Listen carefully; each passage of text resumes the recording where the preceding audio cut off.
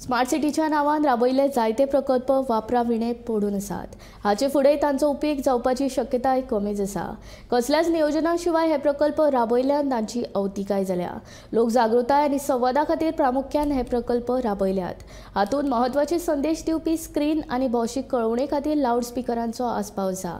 पणजेंत 10 जाग्यांचेर स्क्रीन आनी लावडस्पीकर लायल्यात। चडशे स्क्रीन आणि लाउडस्पीकर पाट्यार आसात।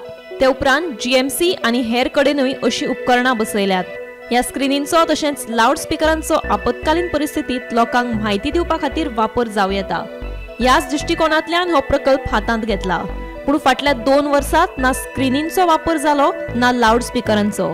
G20 बसका आणि हालींच जाल्ल्या लोकसभा वेंचणुकेची म्हायती या स्क्रीनींचेर Delhi.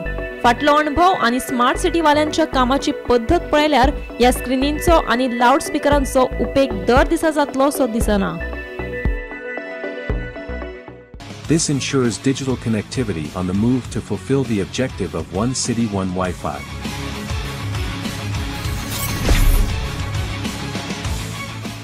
The Variable Message Display, VMD, is an out-of-the-box solution that provides real-time information on traffic conditions to warn road users, optimize route selection decisions, and enhance road safety.